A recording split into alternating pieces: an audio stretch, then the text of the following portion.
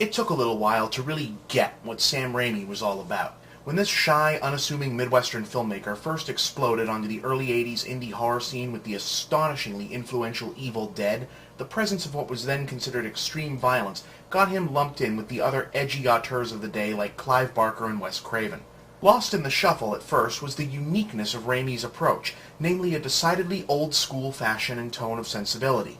Oh, sure, just about every filmmaker of Raimi's generation draws influence from films of the past, but whereas fellow movie geek icons reached back to the exploitation cinema of the 60s and 70s, Raimi and company seemed to look even further back to the melodramatic horror and screwball comedy of the 30s and 40s. His sense of humor is more Three Stooges than Lenny Bruce, and his monsters are less about skin-crawling terror and more about the racing pulse immediately followed by reflexive laughter that one would get from an old-fashioned carnival spookhouse. With rare exception, you can find this through line in just about all of Raimi's work. Darkman junks the superhero conventions of the 90s in favor of Universal Monsters' moodiness. Simple Plan, Gift, and For Love of the Game are determined old-time morality plays. His massively popular Hercules and Xena TV shows, along with helping me get through high school, zapped the moribund fantasy genre back to the good old days of Ray Harryhausen and Edgar Rice Burroughs. When handed the reins of Spider-Man, he brazenly ignored almost every development in superhero comics and superhero movies of the last several decades, and instead offered up a straight-faced retelling of the character's corny, cool 60s-style heyday.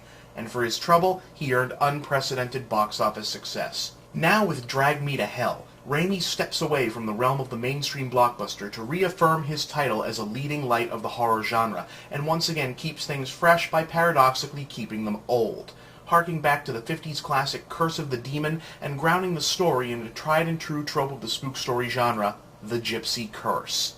No, really, it's about a gypsy curse. Alison Lohman has the lead as a perky young loan officer who, under pressure to compete for a big promotion at the bank, denies a mortgage extension to an elderly woman. Unlucky for our hero, said woman turns out to be an especially vengeful gypsy black magic practitioner who sticks her with the mother of all deadly curses. She's to be haunted and tormented for 3 days by a malevolent demon who will finish off day number 3 by yanking her to the underworld for eternity. And that's pretty much it. The story couldn't be simpler, and the framework couldn't be more retro. It's an unapologetic, old-school scare-a-thon in the EC Comics mold, and it does a near-perfect job of being exactly that. This isn't a film that's looking to blow your mind, redraw the map, or even push the envelope in any significant way. It's a master revisiting his best subject and refining it to the point of an artistic ideal. We haven't had a horror film like this in a long time, one that's less interested in psychological trauma and more interested in the visceral, just-for-fun jump scares of a good ghost story. Raimi eschews the sexualized violence of an Eli Roth or the dreamscaped mindfuckery of the J-horror cycle in favor of I can't believe I just fell for that BOOM moments and gross-out shocker set pieces that have much more in common with the Garbage Pail Kids than with Hannibal Lecter. He flings his cast around like the world's unluckiest ragdolls and dumps gallons of bugs, bile, vomit, noseblood, and uncooperative corpses all over the place, but mostly all over Alison Lohman. He's got all the glee of a grade school troublemaker just trying to gross you out on the playground.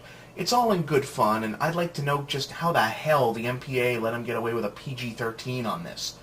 Special mention also needs to be given to the sound design. Sure, nobody puts a horror lead through the ringer like Sam Raimi, but here he sets himself the challenge of working out more than half his big money scenes in broad daylight with a principal monster that we never get that good a look at. Thus, the effect of the film's near-constant jump moments are reliant on sound more than any shocker in recent memory.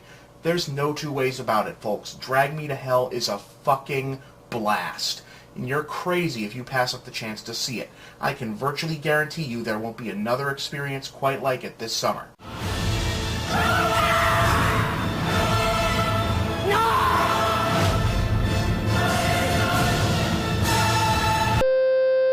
Okay, so that was my original review from back in 2009 of Drag Me to Hell. This is one where I think the review basically holds up opinion-wise, even though I think the movie didn't age as unforgettably as I maybe reacted at the time. I think the movie is good. It's not as enduring as the Evil Dead movies, either the originals or the remakes, the most recent one of which just came out and is a lot of fun. But at the time I said that Drag Me to Hell was a fun I'm Still Here, Damn It, from Sam Raimi, and I think that it holds up as that. In the case of this one, obviously, I think I can say up front that, done today, both I and probably the movie would not still be using the phrase gypsy. That is a big oof going back and looking at it. So, yeah, nothing else to say about that. Nothing else that one can say for that other than that was not cool. In the future, we'll try to be cool about that, and hope movies and popular culture will also follow suit. I did cut a joke out of this one in lieu of just not running the episode again. There was a joke in the original version of this, in the part about the Hercules and Xena show, which is also sort of a joke at my own expense of, gross horny teenage boy joke, that additionally was like making light of teenage suicide stuff, which is not missing because I don't want people to know that I made the joke, which is why I'm bringing it up here.